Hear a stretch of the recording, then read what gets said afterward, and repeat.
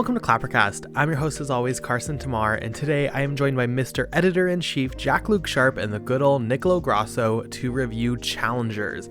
If you know us, you know it is always a good day on the podcast when we can review a brand new Luca Guadagnino film, and today we are doing just that. Challengers follows an intense tennis match between Patrick Zwig and Art Donaldson. As the film continues, more and more onion layers are peeled back to reveal more and more context to their relationship, which seems to all revolve around a woman named Tashi, played by Zendaya. She is married to Art but has a long history with Patrick, and together they go on a vicious love triangle of venom and drama as we build and build and build to the tennis match we are witnessing within the film.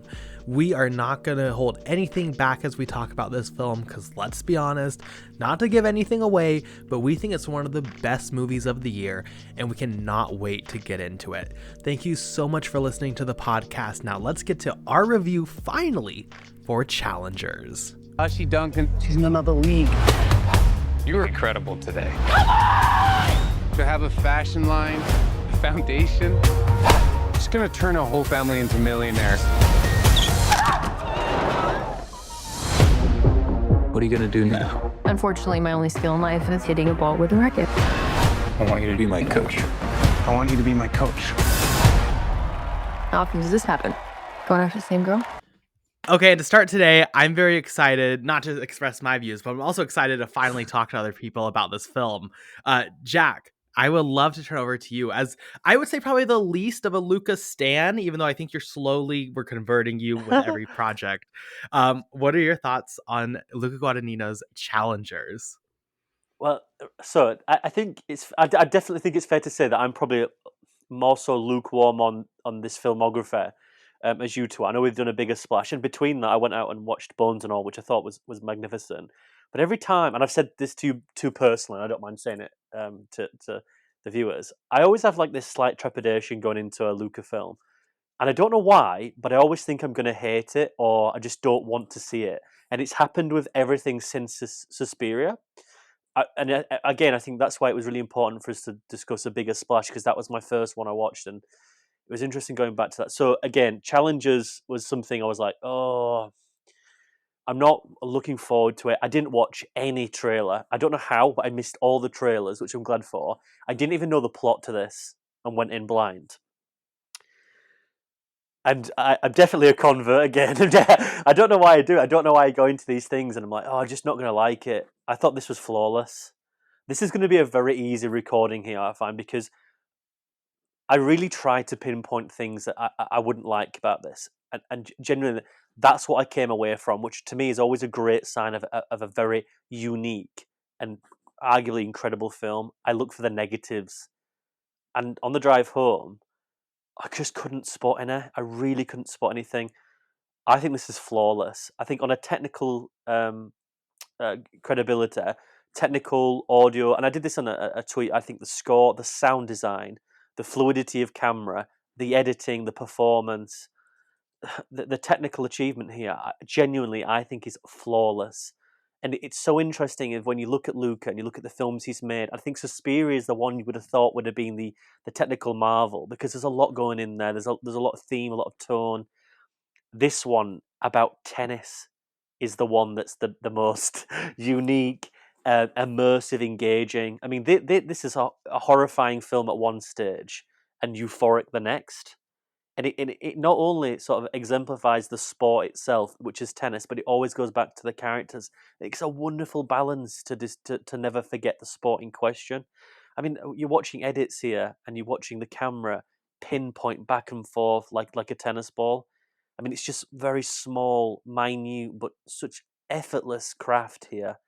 You know, I'll probably leave it to you to go into, but genuinely, I sort of knew back in my mind that I was going to really enjoy this, but I was blown away by this, and I watched it on a big screen at View Cinema. It wasn't IMAX, but it was widened. It was so loud you couldn't actually hear certain dialogue of Josh O'Connor and Zendaya throughout a little bit. It was almost like it was too loud. But that score, Jesus, I've not heard. I'm going to say this now before we're going about hyperbolic. I don't think that score. Right, I'm going to. Right. That's the best score I've heard since Matrix Reloaded. Seriously, it was that good. I will listen to this anywhere possible on my iPhone, in the car. Don Davis and Junior Reactor score to the Matrix Reloaded to me was like genre defining, especially through my life. This was something else. This could be put against anything contemporary and work, because I've seen loads of splicers on Twitter. God, it's incredible. It demands to be seen at a cinema, and this coming after Dune as well, which I thought needed to be seen. Like, we're in such a really good time of cinema, and we're watching auteurs' work in front of our eyes. This was a pleasure to see on the cinema screen, and I hope anyone listening goes out and watches it straight away. Follow that one, Nick, follow that. Your ball's in your court now. Oh, jeez. there we go. Oh, It's it's everything I was hoping it would be, and then some. I am not a sports guy, but I've done a lot of sports, and actually, the sport that I've done the most in my life is tennis. I've played it for like 5 years, and sometimes I still go with friends. So I know the way it works, the way it's paced. I'm not at the level of Lights Camera Jackson, of technical knowledge, but this not only captures the intensity of tennis, but the way Luca uses it to talk about relationships and love and sex and just carnal desire is incredible. This is one of the most fun films I've seen definitely in the past year. In terms of the pacing, the rhythm, we talked about the music, but even the performances. So I saw a few people actually compare this to almost like live action anime, and it's not too far off in that oh sense. wow. It's everything's heightened, everything, from the movements, from the shots choices. And we'll get to some of the shots choices towards the end in here, because I was actually losing my mind. I could not believe they were pulling off some of those shots. Everything is used just to examine this relationship, this love triangle, and it's done in such a way that I think it's, like Jack said, it's flawless. I cannot really find faults in the way these three characters are written. I would be interested to read some people's reviews. I know some people, a couple of friends of mine, critics, consider Luca Guadagnino to be a misogynist. And they hate how he portrays women in film. And I was watching this, I was like, I don't think they're gonna like Tashi Duncan, to be honest. But no one comes out unscathed in this film. Like, everyone is horrible, everyone is manipulative, is toxic. I love how sensual just normal moments of everyday life are.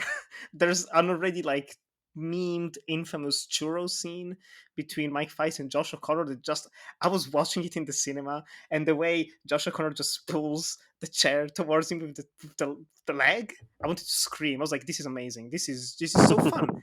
He's just enjoying himself so much with Luca, and the actors are in it. But most importantly, I don't know, I was just blown away by the experience of it. It's so, like you said, Jack, like it's a movie about tennis, like at the core of it. Oh, you're going to watch a movie about, a love triangle between tennis players. And it's one of the most exciting films you will see this year. It doesn't have any right to be like this, but it does, and it is like this, and we're so thankful for it. I think we need more movies, but to be like this, to go back to just being fun, just being a real movie. There's setups and payoffs. There's callbacks. There's leitmotifs. There's visuals that are repeated throughout the movie. It's a real film, and to experience it on the big screen I actually saw it in a view as well, like the Italian owned multiplex chain that View has, and it was amazing. Like, surprisingly, everything went smoothly. The screening was actually in English as advertised. The screen wasn't flickering, and the audience was in it. That's the last thing I will say. I was not expecting for the audience to actually be fully engrossed by it. I saw everyone during the intermission, which I still hate that they're doing. But during the intermission, like, people didn't leave. They usually leave to go like bathroom or whatever, and they were just locked. They were just like, no, keep going, don't stop. Like, come on, come on. amazing. I left the theater thinking, yeah, it's a great film, but like some other movies by Luca Guadagnino hit harder in other ways. But just talking about it already in this opening gambit, I was like, oh, it's actually something very special. There's something very special here. So I'm excited to hear Carson's thoughts now. It's your time, man. Right.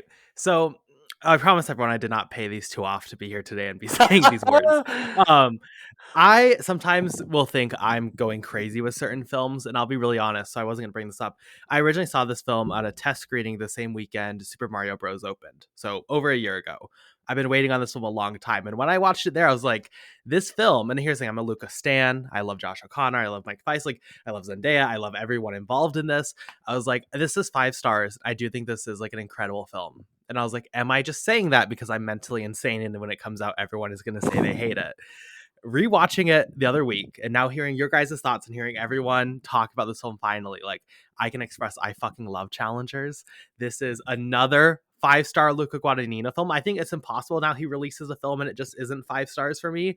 A weird trajectory we kind of talked about with our Bigger Splash review. Started kind of rough there. We don't need to get into Melissa P.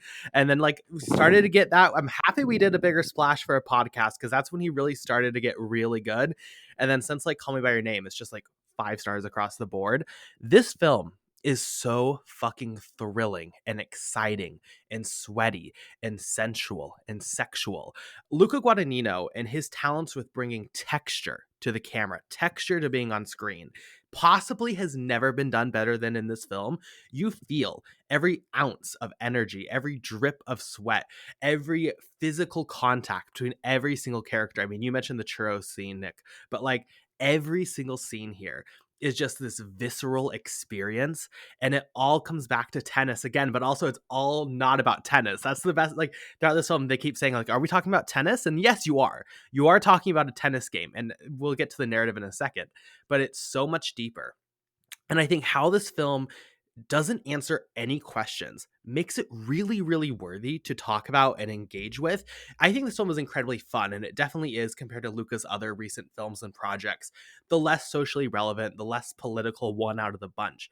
But every character, you just never know what their motivations truly are, and they all are just wicked enough, but also innocent enough to where you feel bad for them, but you never quite know, are they trying to fuck each other over? Are they trying to bring the best out of each other? And it just builds and builds with the tension. And the narrative and the screenplay here, I truly love. If I would think like, if you watch the Criterion channel or Criterion Collection YouTube channel, you have people who go into the closet and do the pics of like, oh, this film really inspired me. I guarantee you, if this was in that closet and I was making a film and I was talking about it, I'd grab this and say the screenplay and narrative structure of this film inspired me.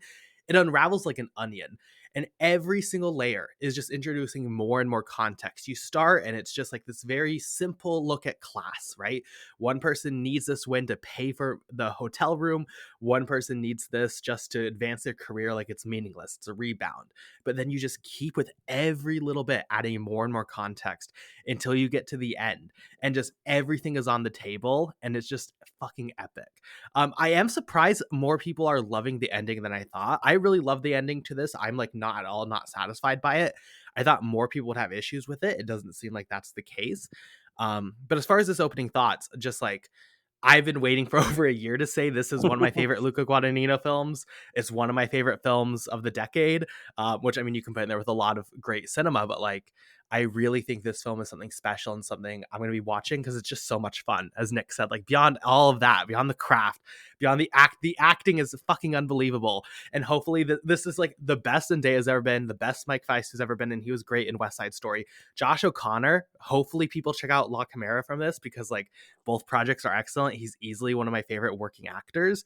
Every single part of this is operating on such a high level to where like, I don't know how you're just not in love with us. And I think this is probably the most excited I've been for a podcast because it does feel like we all just are like, this is excellent. And that's a sign of great cinema. And like Yaka Flash agrees this is great.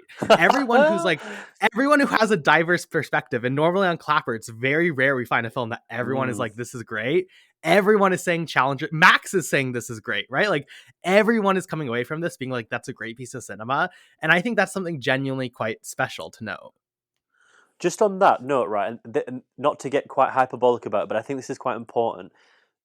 that notion of everybody sort of centrally agreeing on, and even the technical ability, even if it's not someone's taste, I think there's a collective agreement that this is an incredibly well crafted feature.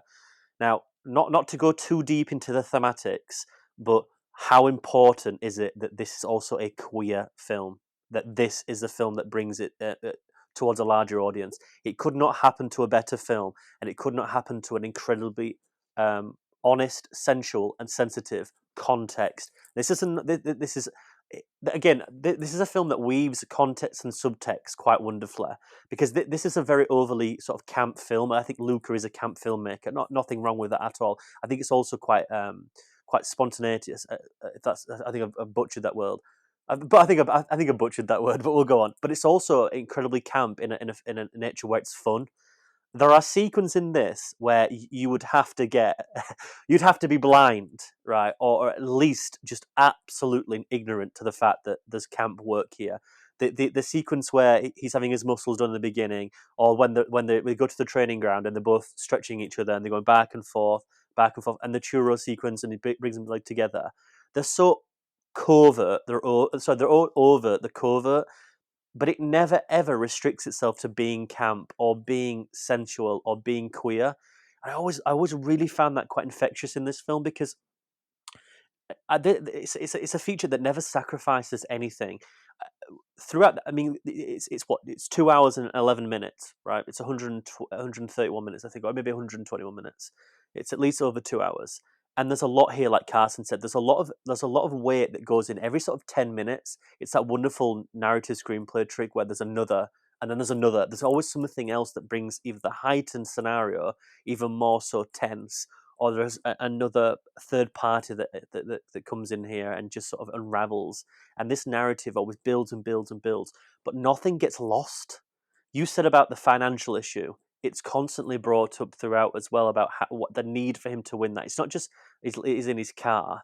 You know, he's staying at this girl's house. He's sort of using her as well. There's always these ripples, these secondary and third type of ripple effects of where these characters are not just indulging in this sort of thruple idea of affecting one another. It goes deeper and further. The idea that it's, you know, the big Aston Martin thing. She has to be on there with him because she feels the idea that she's a part of this just as much as he is. If not, she is the be all and end all. I mean, just on that sort of creative length as well. There's a very notorious thing here, which I thought was quite surprising, albeit works incredibly well, is the edit. This is a feature that does really become quite testing in that it's back and forth and back and forth, and it works on those screenplay or narrative levels in which you're watching something occur and then something is said and we transport back and see it. After a while, I was sort of becoming quite tense with the idea, because we keep on cutting back and forth, and we sort of want to watch this build up, and it probably does it a little bit too much if we go the night before. But even then, I thought that was really well balanced as well, because it was so engaging, so immersive, in that you know that final fight, let's say the battle on the court, you know that something definitely has happened the night before. You can feel it. You can almost taste it. You know that's happened. And the fact that you sort of know these things, maybe it would perhaps be better that we don't get to see them. But even then, we sort of have to see consequence. We have to see the intensity of the situations in order to really sort to blossom when it actually happens on screen. So there's actually quite a lot of risks here that I felt that were really well deserved. Incredibly so. The one thing about the ending you said, I know to jump the gun or anything, but I see nothing to have a conversation there at all. I left when there was a three, I think three ladies left before me, and they were talking about it, and one of them mentioned, she's lost both of them. I really don't see that.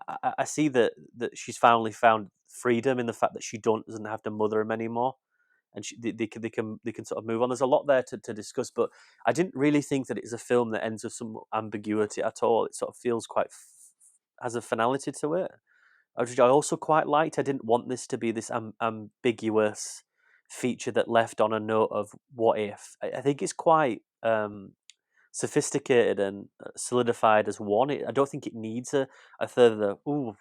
There's a lot of context to talk about. Don't get me wrong, a lot of subtext and stuff, but I didn't think the ending was something that needed to be preserved as this. Oh God, what happened? What do you think happens next? I think the film feature talks about that itself. Whatever's left in that film, ultimately you'll get your answer there. I don't think it needed an extra bit step. Not necessarily that's the film's fault, but I definitely felt that it's not a feature that has to have a necessity of a question mark. Everything that's in this feature really does speak volumes for its characters, and phenomenally so as well, I must say. Yeah. Yeah, I find it interesting about the ending of the film that it encapsulates everything that you said, Carson, about like everything is about tennis, but it's not about tennis. And the only people that I can see not liking the ending is that they actually only just care about tennis. So if you want to finish the movie and be like, yes, but what happened then? Like I know some people that are like very like logical minded that watch something like this and could be like, so what happens? Like, it's like what's going on after the movie ends? Like, who won? Who lost? What's going to happen with that? I was like, it's not the point. It's not the point. Yeah, I I agree with think that. Yeah, it's like perfect 1-2 punch in the last two images and the last scream. It's perfection. And I agree with everything you said as well about like the way the thematic depth is present throughout without ever being overbearing, without being overwhelming. There's never a sense of, oh, like the movie's trying too hard, it's trying to be about something. It really isn't, which is refreshing, especially for a first screenplay, or at least like a first time that a screenplay is made by Justin Kurwitz. But Jesus, it's so I love when you're watching a movie and scenes are there for a reason, and they're not only building character but adding little elements and motivations and ideas that then come back around later on. If I had to say like something negative about the film, even though it's not really negative per se, but it's more one of those issues of a first time viewing that I definitely can see not being a problem later on, is just like keeping track of like when's happening what, because it took me a while to realize that every time we see like X years ago, it's compared to the day of the match. So there was one point where it was like 8 years ago, 3 years ago, the day before, 5 years ago. It's like the day before yeah. compared to what? Like that day or the other? Oh no, okay, it's the day of the match. Okay, so I had to sometimes rethink about like where we were in time. But again, like it's so easy to just keep track of everything, especially the fact that the hairlines are very clearly different throughout time, but also the actors just look older. Like it's like if I didn't know any of them and you told me, oh, this is like a before sunrise sunset, like they shot it 5-6 years apart, I'd believe you. I think this is the first time. I want to phrase it in a proper way, but it's gonna sound weird maybe, I don't know. This is the first time where Zendaya has felt like a mature performer, I want to touch on like this like after a you as well. Yeah, like it's terrible. It's the only thing that's coming to mind right now. I apologize, but like a real woman, like everything that I've seen before her, because it's always been like, oh, she's the young girl in The Greatest Showman. She's the teenager in Euphoria. She's Chani and whatever. What's the character's name? MJ. Was she MJ in Spider Man? Oh, come MJ, on, yeah. you know it's Mary Jane. Come on, you know full well it's MJ. Come on. It was like a longer name. I don't remember the full name. But it's still though it was. Like she's always been playing like teenagers, young characters or whatever, and in this movie when you see her as like 30-year-old Tashi Duncan, like married to Mike Fice, was like, she like, this genuinely feels like a stepping stone for her as a performer to just like go beyond playing the kid, playing the teenager. Like she can actually move on to more adult roles, to be like, hey, I'm a good actress and I'm going to show it to you, and like I have range. And the range is incredible. But the other two as well. I think Josh O'Connor, I don't want to say he has the best performance, he definitely has the most fun things to do in the movie, of just being super sleazy. And I love the like, honestly, I watch him with like the hobo beard. That's the type of beard I grow, and like I can pull it off. I should pull it. I should do that. giving me confidence to just grow it out.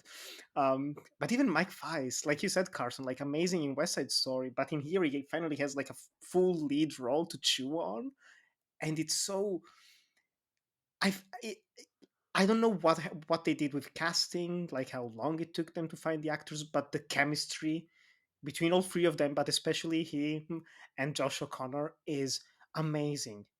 The first scene, like I knew I was going to love the movie, not when the music started, not when whatever else, but when there's the scene where they see Tashi for the first time. It's like, she's the most beautiful girl you have to see. And she comes on the court and like just slams his hand on the knee. I was like, this is so good. And the look of awe in their face. Like you said, Jack, like camp, self-aware, however you want to describe it. It's playful, it's fun, but also it fits for the characters, it fits for the narrative. And the way all of that just evolves, and the scene in the bedroom, which I was already anticipating judging by the trailers alone, but the way they talk about their previous friendship and now all of that evolves into this freeway kissing scene. It's amazing, it's amazing. And you said, Carson, like, oh, the movie picking it up from the Criterion. Like, I'm developing a short film right now that is going to have a freeway interaction. It's like core to everything. And I was watching this movie and being like, take notes, Nick, take notes. This is how you do it. Just the feeling of it and the eroticism. Like, there's no scenes of nudity, there's no even sex scenes in this film, to be honest. But Guadagnino understands that it's not the sex that's great, it's not the after that's great, but it's the before. It's just the anticipation for it, the build up, and every moment, every scene that's leading to intimacy always has this passionate build up. I was gripping like my seat watching this movie, not only for the tension of the actual tennis scenes, which are amazing. There's so many CGI balls flying in my face. I actually flinched multiple times. Yes, Oh I shit! did as well. Yeah, It's coming, yeah. coming. I'm glad you mentioned that. But Yeah. it's amazing. It's incredible CGI, to be honest. But those moments of just like the anticipation for the kisses and for the touches, it's just like, it's unbearable almost. It's amazing. I saw someone, I don't remember who, I saw a review that said that this movie isn't sexy enough. I don't know what movie they wanted. I don't know how this isn't sexy enough, like especially in today's film climate. Yeah. I I went in the same way about Zendaya in this. I don't think I've told you this. I don't think we spoke about this before the podcast, but I sort of consciously went into this wanting to see how she would do here because I'm like you. I'm not sort of criticizing or anything, but I do think she hides behind this sort of persona where when she responds to something, she does this thing. She has has this like face where she goes like to the Nickelodeon or the Disney Channel type of actress, where she goes very high pitched and then scrunches her face up and then like retorts, and she does it a lot of the Spider-Man films. And for me, it's very clear from the outset of what this type of film is going to be. It's going to be very much psychologically driven. And I think you need an actress or specifically a type of performer who can analyze and judge those levels and depict them as they evolve and grow within the context of the film. And I think here she's absolutely criminally underrated here because you can see a character that is obsessed by one thing at one age, becomes deeply unrestful about another thing, and then becomes infatuated through another ideal in a later years. There's one scene here where I was like, oh, I'm gonna this is gonna be slightly interesting how she does this, where he responds to her very early in the film, I love you, and she stopped, and I believe this is in the trailer as well, and she stops and she goes, I know. That's the only sequence in the film where I think that she almost goes into that scrunchy Nickelodeon Disney Channel face. That aside, I think she's excellent here. I think that the Fs and the everything rolls off the tongue very easy for her as well. Because sometimes you get like a Nickelodeon Disney Channel actor where it feels like really weird to see that evolution. Here, she's effortless. There's a sequence where she meets Josh O'Connor in a hotel bar.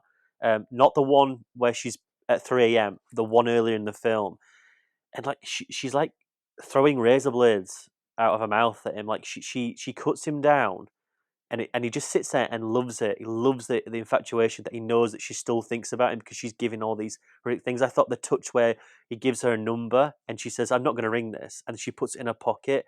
There are so many small, detailed, delicate touches here that you could. Like, it's like what Carson said about things like Ripple here. Like, you can tell there's build up. In what you said, Nick, about you're going to get payoff. There's so many small, intimate details which are just lovely to see.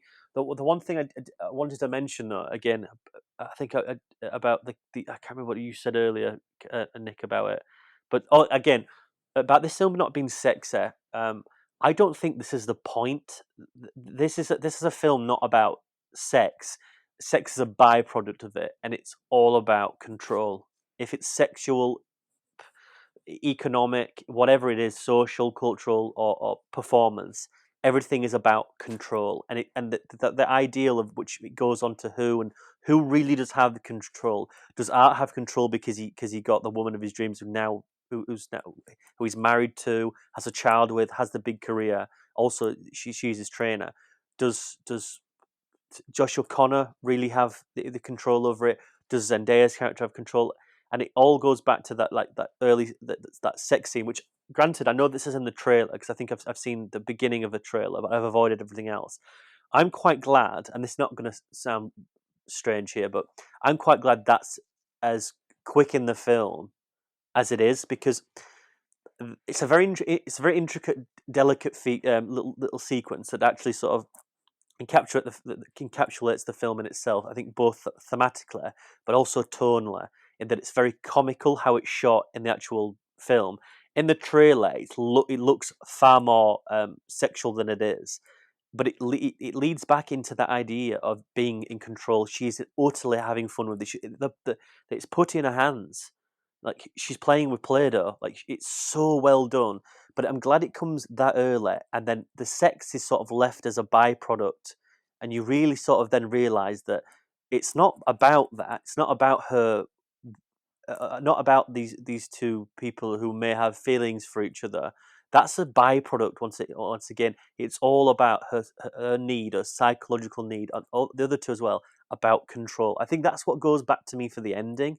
It's not a factor of, or like, are they going to get together? I don't think that's. I think that's quite irrelevant. I think, again, it's the camp sensual aspect of their relationship is one thing, but central, it's all about getting command. It's all about getting power over it and being in control. At the end, they all find an aspect of control throughout their lives. If it's Josh O'Connor realizing that, he can control a game, if it's Art knowing he can control, control his career, and if it's Zendaya knowing that she's in control, that this is all planned. The sexual stuff comes as a byproduct, but granted, like I said earlier, it's not undermined. It's not underwhelming. It's still so powerful throughout because it has so much weight and there's so much fun there. And because it's a byproduct as well, I found in this film that it's allowed to be sort of dabbled with, not necessarily subverted, but he's allowed to just play with it a little bit more. About the again, when I don't want to spoil anything, but after that sex scene, Art stands up and he has a boner, and Josh O'Connor like slaps it. You could not get away with that if that sequence in the trailer was so much on the one note tone that it was. But because he takes the fun, he's like, it injects this layer of like, I know what I'm doing here. You have the audience and director on this sort of relationship, knowing that like we're just having a bit of fun here. Like, it's going to be quite serious because this film is it's quite dark on occasion, but there's like this level of like, we're having fun. Remember, this is all about having fun. And even till you get to that final sequence in itself, when he says, "Oh, like, you know, you can serve," and he does the thing with a ball, which I'm not going to ruin or anything, but like there's that smirk. It's just that constant reminder that this, at the end of the day, it's not all serious. And I love that because it can be taken any way you want to read it. So again, I think tonally and thematically, that's where I find this so fun, so rich. And you get that churro sequence, you get the stretching, you get the sequence when they have the kiss. Like, there's so much fun and playfulness. And I think you don't really. Well, you two would probably better than to suggest this than me. But bar a bigger splash, is there a playful Luca like that who's just clearly having fun with a certain genre. I mean, Suspiria is, but Suspiria is still quite dark. Whereas, I don't want to say slapstick, but A Bigger Splash is still quite fun, even though it's dark. But this felt like, God, like everyone's having like a fucking really good time here, even though there are sequences where like it's quite grim. This is entertaining. It's probably the most entertaining Luca film, like with an audience. And this is one definitely seek out with like a packed theater. There Yes. are times where it's just like you're sitting there, and especially when it's Josh O'Connor and Zendaya, like I think that pairing especially, where you just Yes. like you have to sit there and laugh, but also it's like these two are eating each other literally alive. But it's almost like Luca is playing tennis with the audience, where it is deep and it is dark and it's fun, but it's also fun. It's also just a game. It's also just tennis, right? I Yeah. love there's a scene. How do I even describe this without spoiling everything? During like the final match that we're watching throughout the film, where Josh O'Connor does a motion with a tennis racket and the ball, and like you're like, oh, this is gonna be a blow off, and Art is just like, oh, fuck off, and it just like takes a like it consistently is building pressure and knowing when to release it, but always keep building it back up. I think the kissing scene, the three-way kissing scene, is like the perfect example of what this film is doing with sex, because where it is sexy, you're having this makeout, it all goes back to Zendaya's face and the glee she gets being in control of that situation, and the realization of both men as they turn and realize that they were out of control, that it's her, and it all goes back to that. And again, I think like it's so rare. Maybe The White Lotus you could say, but I don't even know if that really is comparable, where there's a film like this that is so entertaining and fun and about like nothing overly serious or dramatic, but it's still, there's so much to break down and talk about. And just going on Twitter, there's so many like small theories and things to note. Her daughter is like the perfect age to Oh my where God. if you go back Yes. to a certain number of years, I'm just Yes. saying, like, but it never tells you that. It's not like you have to, you can believe it either way. And it's so fun to engage with. And seeing this twice now, there's no wasted line. This is one of the cleanest films I've ever seen. Even there's like a joke in there about a grandma, and then later it gets there. If you notice and keep attention to it, it gets paid off. Like every line here has a purpose, has a place that it's going and it's driving towards. I've never seen a film. Well, I've probably seen a film. We're being hyperbolic a little bit here, but like it's very rare to find a film that is this clean and every single line like you can keep note of and it has some sort of payoff or meaning. It's just like an endlessly fun yet worthy yet venomous feature that builds these perfect characters to where you can have fun watching them tear themselves apart without ever feeling overly like you still feel bad and you still feel them as humans. It's delightful, but it's so fucking venomous and at every turn it's just like wicked. I'm glad you mentioned the daughter thing because that cropped up in my mind when I was watching as well. I'm not just saying that because we're one to one watching films at this point, but that genuinely did crop up to me, and I was like, you're not gonna do that. You're not gonna do nowhere. And I'm glad they didn't because I think it deviates from the overall plot. But I was just like, it's there, and there's nothing in this film that is not consciously there for a reason. I mean, the fact that he actually showcases the the black woman who introduces Josh O'Connor when he's first there, and they share that sandwich. He actually like cuts back to her at the actual open as well. He has no reason to do that, but because it's all stitched together, to me, that it's just once again a reiteration of if I haven't put that in the film, then it doesn't mean anything. But what's in my film, make of that what you will, but what's in my film means something. And the fact that, yes, Atlanta in 2008, and you go back to 11 years, it adds up. And I love that little detail of, like you said, perhaps it's not a conscious, streamlined narrative, but it's there. And that means something. It can be meant to be read as something, but it doesn't deviate from the overall narrative of what we're here. It's like this ripple effect again, like I said, which I think is sort of brilliant. But just going back to the thing about the thematic, the one thing about this film, I think for a lot of people who will go into this, and it's been done multiple times before, if you look at like Cruel Intentions and so on and so forth, is that these characters are not very intoxicating to watch, and to a certain degree, where it becomes quite difficult to be indulged by them because they begin to, for lack of a word, piss people off. Where you get these evil type of characters to be immersed in that conversation, or be immersed into those dialogues and the arcs especially, I think for a lot of people can be somewhat of a turn off because it's quite difficult to watch horrible people do horrible things and find that entertaining. I think it's got to be a very rich type of screenplay and narrative. This is a film where when Josh O'Connor is talking, I'm like, why do really don't like you, but I cannot not listen to what you're saying. Like, and it's perfectly acted. It's like when people forget, when they hate certain characters, and they sort of turn it onto the actors and go like, I hate him. You don't realize how good of a performance that is to inflict on you, that you hate the actor because the character's done such a good job at doing it. And the Josh O'Connor thing here, I think he's the best out of the three, because at each time when he does something horrible, or he's a horrible person, or he does something at the cost of something else, he has that dry, wry smile that does, like it does to Zendaya, you just become somewhat more infatuated with the fact that I just want to know what happens next. And the perfect thing that summarizes that is the sauna sequence. He has his bare ass, right, on that sauna. Now, he would be screaming, and the fact that he's indulging that and still trying to manipulate the situation, I think is sort of genius. That would be my favorite sequence there, because you're talking about a literal sense of heating the situation up. It's probably the calm before the storm. Ironically enough, he visualizes that as well, which I thought was so tongue in cheek, and that's so camp as well.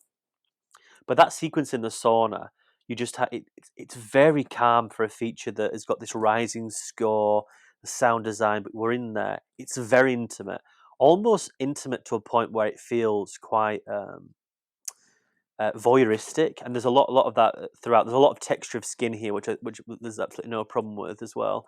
There's a lot of like openness about it, but the sequence in the sauna, you just showcased everything that again that encapsulated these two characters. Very intimate, just talking, speaking again about tennis. Maybe not about tennis. Probably tennis. Maybe not. And it just goes and rises, and it's that back and forth, swinging the bat at each other until one leaves and the other one's left, and it just perfectly situates that without each other they cannot hit back and forth. When one leaves, the other one has got nothing else to do. And it's that relationship, that symbiotic relationship, where we get that to the ending. And also as well, just speaking about that very, very clearly, I don't think this is a film that's trying to get one over on you. Zendaya, the character itself says it. For a minute, when she was playing tennis against Hans Mueller, there's nothing else that exists. It's almost like they're in a relationship. It's almost like they're in love. For 2 or 3 minutes throughout there, everything else is gone. They're playing tennis, but it becomes something more than that. A prodigy in herself as a tennis player, the other two aren't. The other two are searching for that. And it takes them all the time just to find that one moment in that one scenario where, yes, finally, they've played something that's a bit more than tennis. They found something else on that thing. And I thought it was really very quite poetic. Again, ripples of what this film's actually saying. I thought it was really well done. Because, yes, it's about tennis. But no, it's not about tennis at all. I mean, the more I talk about this, the more I'm like, I sort of become infatuated of how good this is. And again, it's not just Luca. This is a fucking good screenplay, like you said, Cass. So this is razor sharp screenplay, and this is nastiness and sensuality and sensitivity, and a little bit of humor, and a substance of darkness throughout. And it's so well done, so well done. Everyone looks good. It looks amazing on the cinema screen. And I'm going to say this now. I haven't seen someone look as good as Zendaya on a cinema screen in some time. When she's in the hotel room with her hair and she's on the laptop, I think that is a beauty on screen that is like runway models couldn't touch. She has a natural beauty that it honestly just transcends the screen. And also, this is a film that's very sexy. I think, like you said, Nick, it's not about sex, but it's a very sexy film. But I've never seen something look so good. I've never seen tennis players look as this just suave, attractive. Everyone has again, I think it's very much a Luca thing, because when you look at Call Me by Your Name, everyone's dressed as in a very similar sort of polo, flowing shirt, and you go back to the when they were teenagers, when they done the doubles. Again, the visual metaphors there, when it's enough to speak for itself. but it's a very much a Luca thing, the costume design, but it's very much like freeing opening, and it works with the sweat. I think it comes from its director, definitely, but this film looks beautiful, and I don't think it could be done justice by just saying it. I really don't think. I'm so glad I saw this in the cinema, because I don't think I don't think a screen grab could do justice for this. I don't think Twitter No. could do justice to this. And everyone was like shocked that it was going to IMAX. This is such a good choice for IMAX, and seeing this in IMAX. A few things to respond to. Just speaking on the screenplay, Justin's book I've not read, but Famous People, I believe it's called. Paul Price loves that book. Is also nonlinear, so I'm excited. I need to read that, but I've heard it's very interesting how it's put Wow. together. And he's doing the screenplay for Queer coming out later this year with Luca. So like I'm excited to see another collaboration. I've been very lucky to talk a little bit to Justin over the past month, not gonna lie, and he seems like a really cool dude. So I'm very excited to see Wow. what he does next with this. About it being not about tennis, it's so easy to be like it's not about tennis at all, but also it is all about tennis at the same. Like I cannot just. Yeah. I just need to repeat that it is about tennis. When Zendaya is asked what her goal is and her intention, she says, "I want to watch some really good fucking tennis," and that is what she gets at the end. So like, is it Yeah. about tennis? Like it's not just simple, because it sounds simple and it sounds obvious to be like it's actually a metaphor. It's not about tennis, but it also is, and that's the genius, is that it's both. Yeah. And then the visual design. You mentioned this looks great, and I agree, everyone looks wonderful. But I think the camera work here is some of the most electric, inspired So camera work I've sublime. seen in so long. You take the POV of a tennis ball at one point; it's fantastic.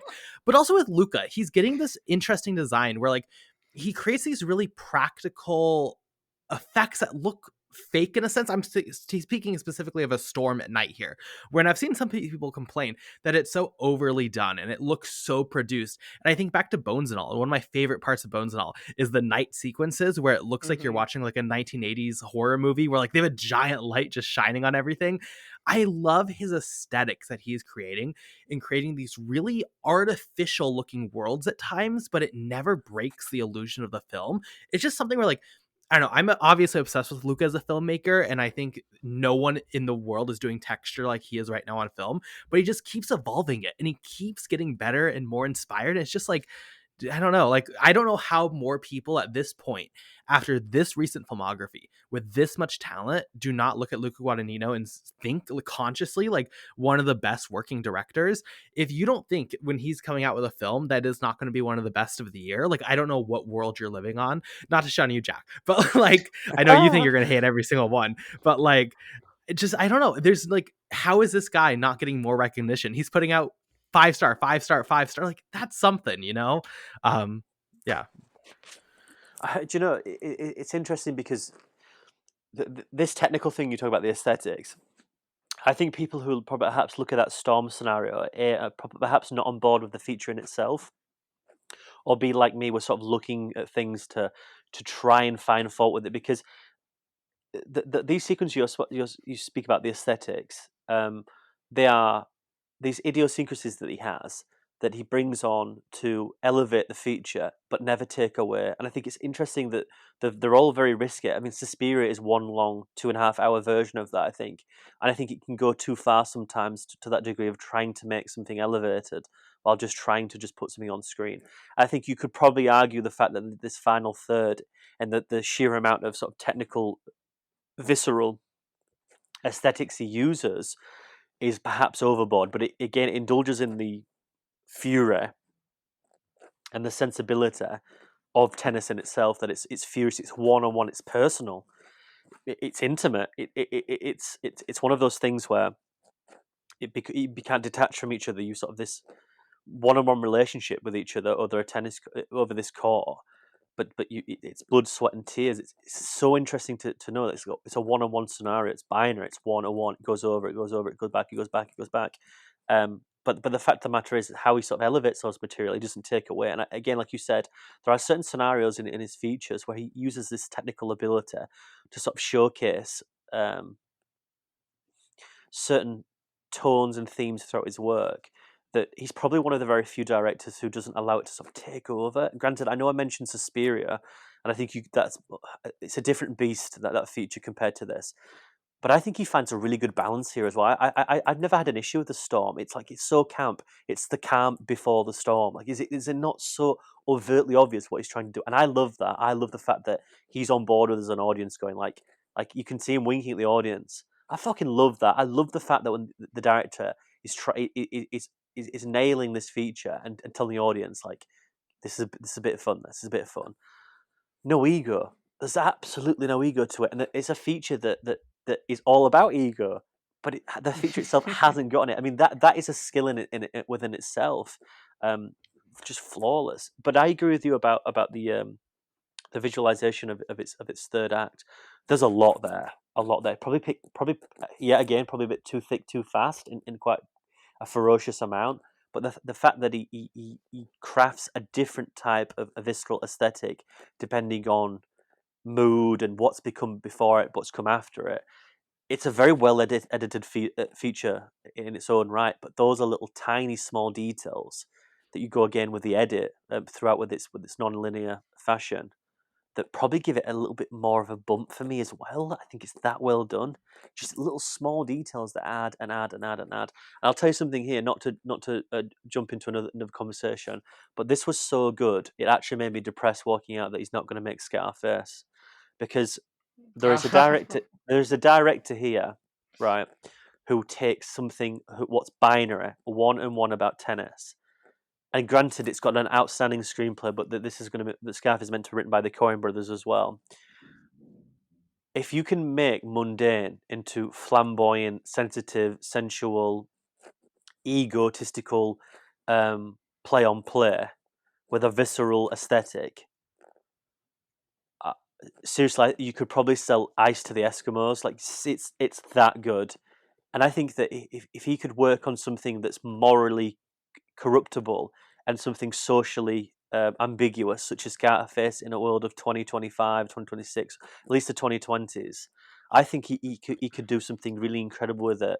Not necessarily to the lengths of Suspiria, but something like Bones of All, where you can make this odyssey that's very interesting.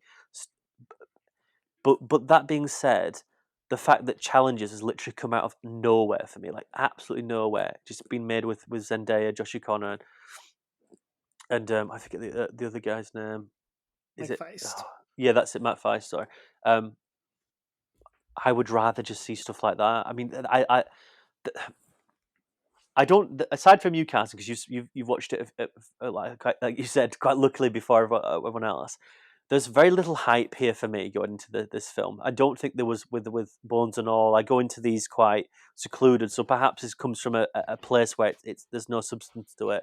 But I always find that with Luca's stuff, for me personally, that lack of hype really effectively works for me, because this to me comes out of nowhere, and that's why I think it's so good, because I have no expectation. I think for you, and maybe even for Nick, maybe that's a different telling than for you, because I would rather him work on features like this, which just feel like I'm just going to make a film about this and that. And like Bones and All, I'm going to make about 2 cannibals walking across America. And I'd be like, shit, what? Yep, I'm there. I would prefer these very intimate, left field, unique features rather than these Scarfaces and stuff, and so on and so forth, Suspirias.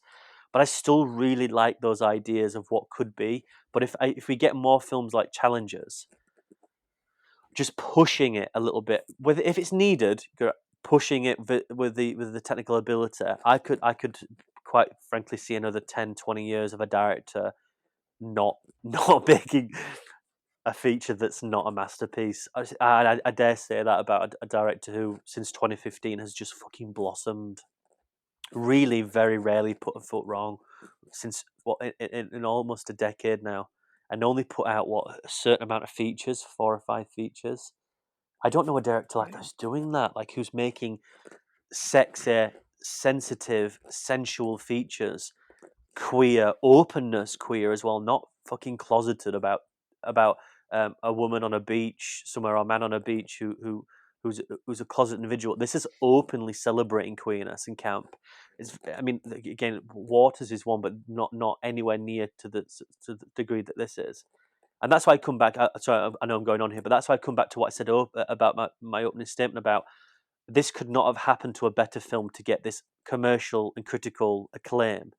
about and it blowing up everywhere and still retaining its campness. Nobody's forgetting that. Nobody can forget about it because it's DNA. It's its DNA, and it feels even bigger than Call Me by Your Name.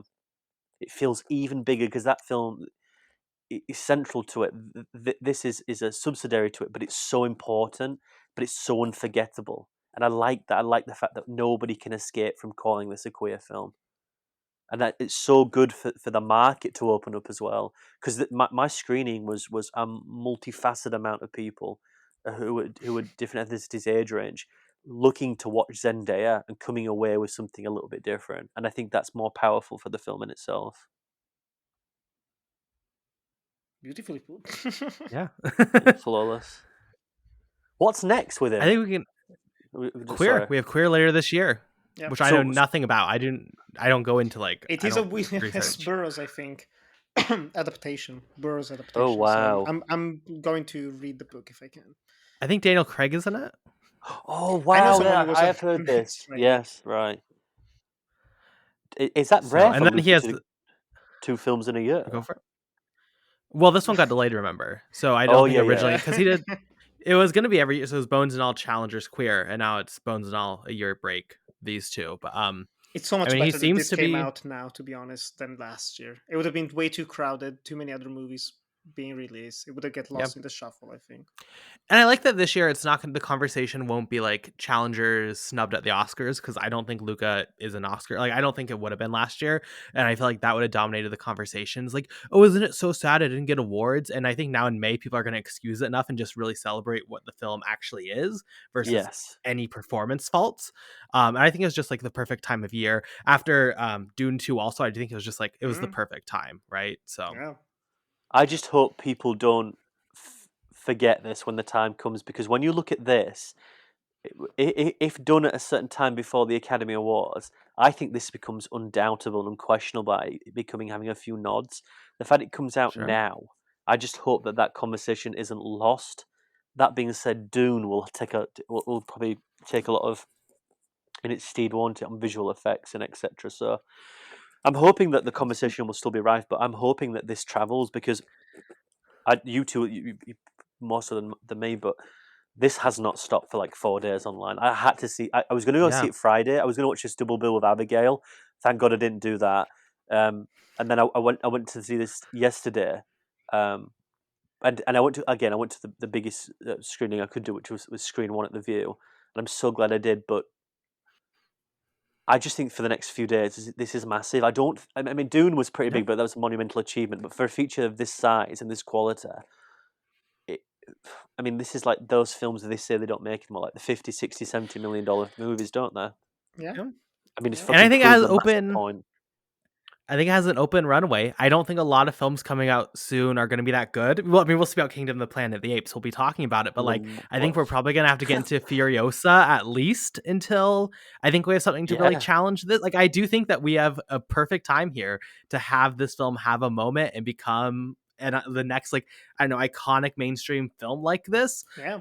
So I'm definitely, I mean, I'm all in. I'm hopeful. I think as far as Academy Awards, not to like get into it, but like, I do think the Academy likes rewarding younger actors. I feel like Zendaya is just like that one project away, and this could be that project, right? We thought it was gonna be Malcolm and Marie.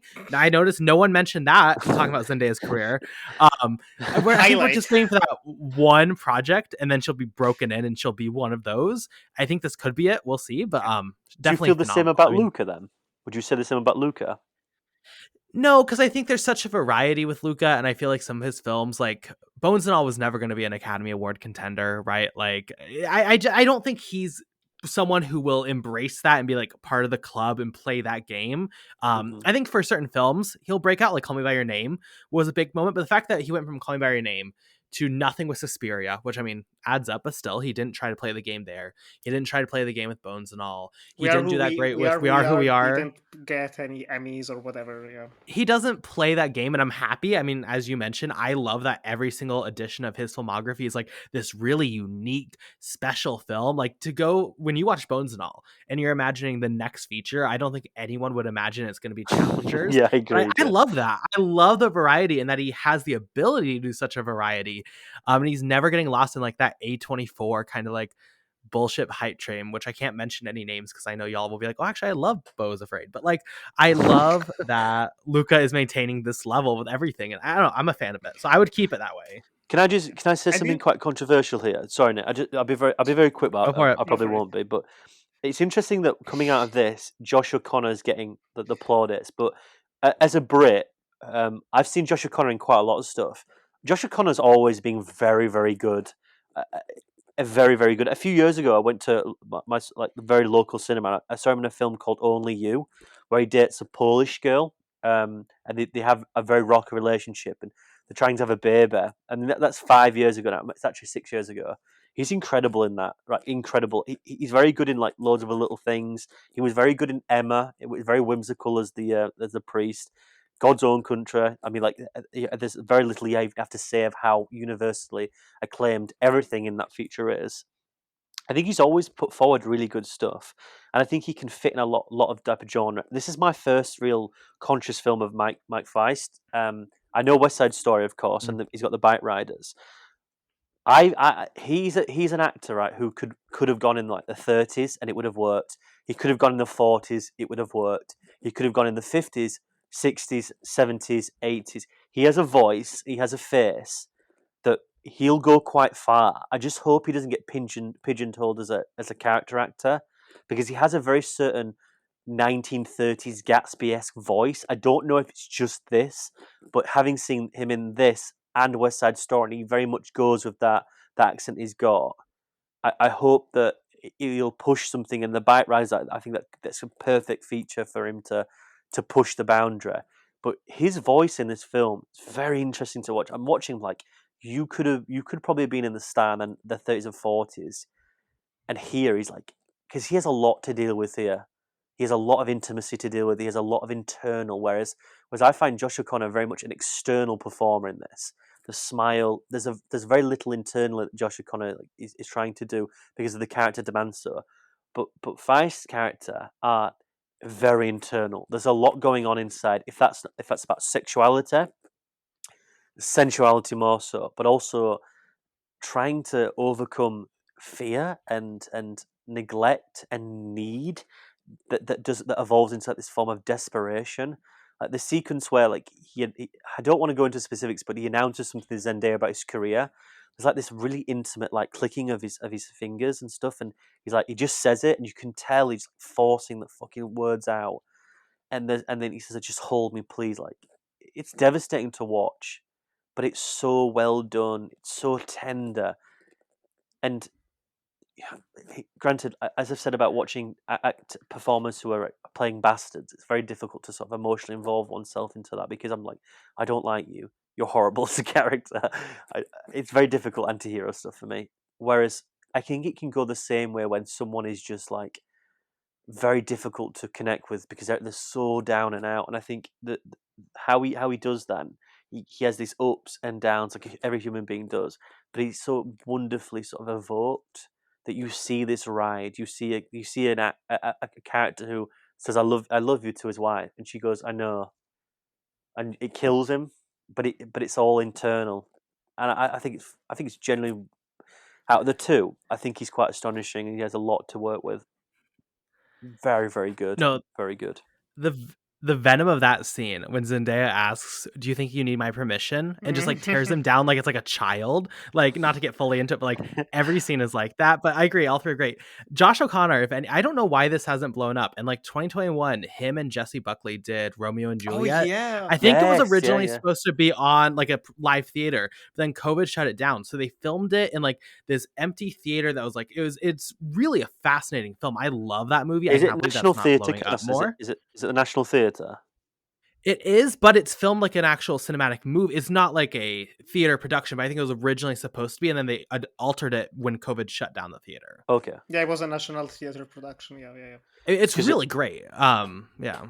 He's never not been good. Like, it's interesting. Yeah. Like Yeah. he's always been very. And Jessie Buckley as well. She's sort of Yeah. effortless. It's only 90 minutes. Look, Oh wow. Yeah, look, I'm just gonna Josh O'Connor. If you've not seen La Chimera or La Chimera, whatever it's called, like I know me and Dick have like roundabout talked about it for it seems like Yeah. months now. That film you need to go watch, and then you need to watch like it's a really fantastic piece of cinema. I'd recommend. I'll say this Um, as well, just before I know I'm going on, but if anyone out there here you're now, good. this is going to sound really strange if you haven't seen Challengers, right? But and this is, please stay with me here, you two. Please stay with me. After watching Josh O'Connor here, right? There's one role I think he's made for. I'm going to say this now. I think he'd be perfect as James Bond. Forget the Aaron Taylor Johnson thing because I haven't seen enough of him to even emote. When you watch him get what he wants here by the dip of the shoulder, head on the shoulder, he looks at someone and the smile he does. I think it's like Jesus Christ. Like I think it's intoxicating to watch.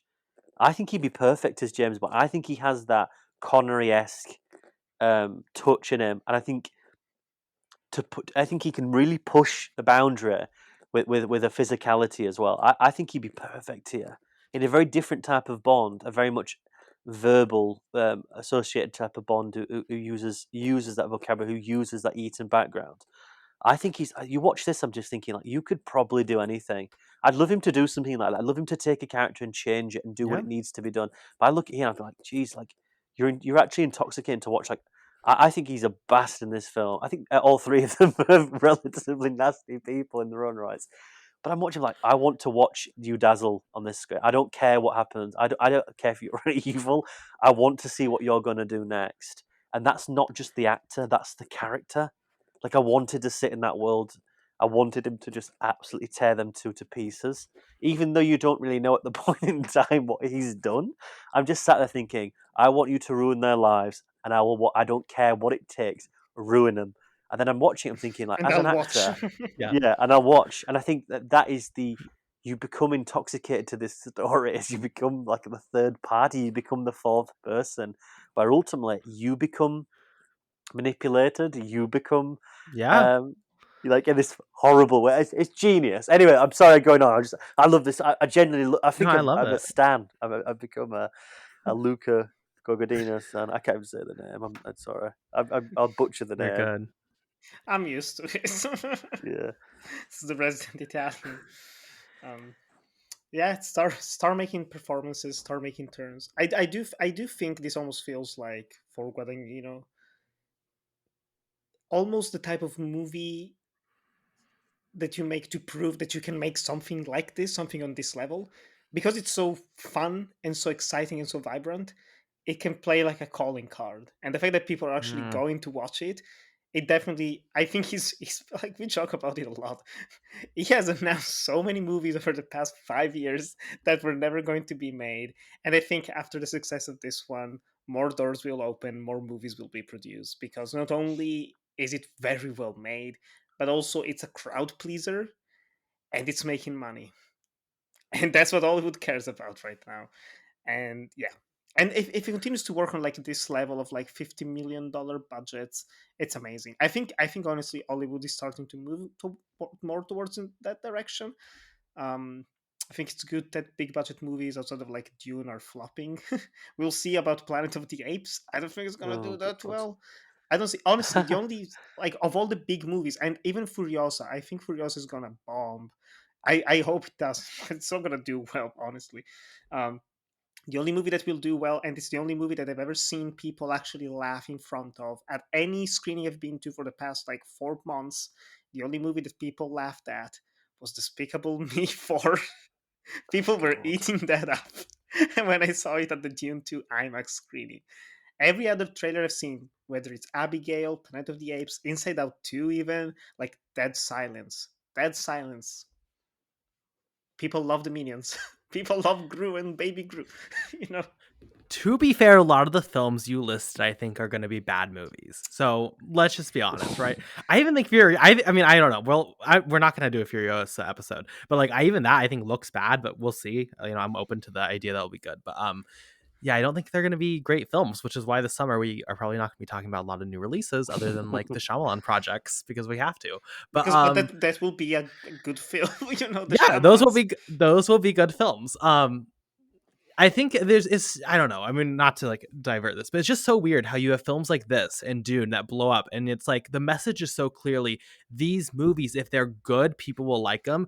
And then you get Kingdom of the Planet of the Apes, and you get that director, which not to hate on anyone, but like that you really that's What what you're did he make? continuing. What did he The make Maze before? Runner Oh series, god. didn't he? Yeah. Yeah, Oh, he's And made that's shit all films, that he's peace and love.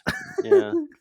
Like it's just like the original trilogy, why did that work to create a franchise that you could continue? Because they were really good movies, and then you hired a bad director to make probably a bad movie that will bomb, similar to Ghostbusters that just came out. Why did people like Afterlife? yeah. It's because you got a good director who made a good film. We don't need to debate it, I don't think it's great, but like overall not the worst. And then you got Frozen Empire, and you got a shit director, and from all accounts, I didn't watch it, you made a shit film. Like it's just not, it's so easy logic. But who knows? That's just Yeah. me. AI might say differently, and that's valid. So you It's know what? Listen to depressing. whoever you want. It's depressing. Um, I think going into final thoughts on challengers, we can go around just really quickly. I think I've said pretty much it all. Like, I don't know. Obviously, I was gonna love this. This is a Carson Timar film, and like, I loved it. I'm happy everyone else did too. I can finally scream about this in public, and people will know what I'm talking about. So I love it. Nick, what are your final thoughts? It's amazing. It's some of the like I was eating it up. I had so much fun, and I'm excited that this movie is having financial success, which means I can watch it again very soon. I'm aiming to go watch it again, even if it's going to be a dubbed version. I don't care. It's in my art house cinema, so there's not going to be any intermissions. I can enjoy it in full finally. It's great. It's probably it's definitely going to be the soundtrack of the year. Like I'd be shocked if there's any movie soundtrack that I listen to where it's like, oh, I'm definitely gonna like buy it and get the nice FLAC files. But yeah, just yeah, yeah, great, great movie. I agree with Jack. Probably the best. Like I'm trying to think of what my last soundtrack that I love this much was. I do love The Social Network, but like I do think this is overall probably better. Like I just listen to this like it's music. It's on my playlist, and it's Yeah. fantastic. Oh, I listen to a lot of Jack, soundtracks. I love Carter Burwell's scores for the past few years, and well, Oh my you're like a god, incredible. Yeah. filmmaker. I mean, yeah. no, You're a filmmaker. even his Bella theme in Twilight's like Cat of Birtwell's like incredible. Underrated Yeah. Okay, goat. we can't ruin our credit on this episode by being like we all love Twilight because No, it's come true, but we on. don't need to get into it. They're pretty good stuff. The Yeah, first, Jack, go for it. I mean, we've had 4 films this year. 2 of them at each time have come out to like quite critical and commercial success. The first was Oppenheimer and Barbie. One original IP, the other not, and then you've got Dune, and then you've got this, which again original IP, and the one not. Out the 4 of them, I think this is still the most impressive. I think Barbie speaks for itself, whatever ever how you see that. Oppenheimer is an audacious feature on a technical level in its edit. I think Dune is an achievement in material getting onto screen for a blockbuster. I think this has all of them in one.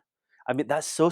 It might sound really silly to say that, but I think that it has the material of Dune with its own context. Of course, there's no fucking spaceships or anything, but it has the audacity of of Oppenheimer in its technical ability, and it also has its thematic prowess in Barbie. I'm trying to say bigger and more socially conscious things, all the while intertwined in a feature that's 2 hours long, constantly stimulating in more ways than one. If it's visual, thematic, tonal, I mean, it really is a dazzling expertise of like a 90 million or below dollar feature. I'm also really glad this is doing well because now no one sort of can face Luca and say that he just makes flops. This is commercial work, and it proves to the fact that he can do that. Will I want to see more of that? Yes, but not at a cost of his artistic integrity. I want to still see what makes that man tick because I think it's genuinely outrageously flamboyant and consistently works and hits. And if anything, this signals a very much interesting path here because I don't think I don't think that perhaps this was thought of going to do as good as it has done, which sort of then ask a bigger question for people of what's next. That's sort of unfortunate for queer if that's the case because I don't want I don't want to go into that, and we are all going to do that now. Unfortunately, think, oh shit, what's next? I think they should still really stick for their own paths, but the fact that this is the achievement it's mesmerizing. This is sublime. It genuinely is flawless, and for a lot of features to combine a very interesting narrative and a very, very flamboyant, immersive visual uniqueness, I think is so difficult to find. And I love when they find a connection. I love it when I watch like 1940s movies and they do something like that's distinctively different and the visual element. Like if it's Orson Welles, go back and watch Orson Welles, what he was doing in the 40s and the 50s with the camera. The guy was like 60 years ahead of his time with really interesting narratives, be that Lady from Shanghai or again like Citizen Kane to name two very rich features. And then you look at the stuff now, and we've sort of lost that of making things interesting. And I think Luke is a really incredible, rich filmmaker that just wants to make something visually, thematically, just interesting. It has to be interesting, and I think that's so immersive and a really interesting like aspect that he's got. That just make it fun. Let's make it entertaining. You know, two kids fall in love across America, like an allegory for the opioid crisis. But let's have it cannibals. What? Yeah, fuck it. Let's get Matt Rylance in it. Let's get let's get let's get David Gordon Green. Throw him in. Why? Because it's interesting. Will it work? Who cares? Let's put it together and let's have a taste of it. And if it doesn't work for you, it'll work for one people. I think he's a really majestic filmmaker working today, and this just like echoes that sentiment. And I really do hope people go out and see this again and again, and fucking studios can realize that we want this type of shit. I want to see unnervy, nasty, deplorable human beings being human beings in a visually audacious, flamboyant aesthetic. It's like made for me, this feature. And I'm telling you right now, guys, I'm not doubting Luca again. I'm going into Queer. I'm going to sit there front row. I'll have the T-shirt on. And I'd be like, I will not doubt you. I will not doubt you again. Because I did it 3 times in my life. I'll never do it again. Ever. I'm Now stunning. Queer's gonna be like a piece of shit movie, and we'll be like, well, that's awkward. Yeah, like 12 months' time. This didn't go very well, did it? Right. Well, if you want to watch Challengers, which I think we all recommend you do, you can find it in theaters. Kind of weird to say now, but I do think this film is experienced best with absolutely no clue what's happening. So I'd recommend you skip all the trailers and everything. And, probably a little late now with how this conversation has gone. I will forever be grateful that I watched this when there was not a single poster, image, or anything. I didn't know anything about it and walked in. And I think that's the best way to experience it. Going off Challengers, our question of the week is asking, what is your favorite film that involves sports somehow? Nick, as a tennis jock yourself, as you said, what are your favorite sports films? Big sports guy.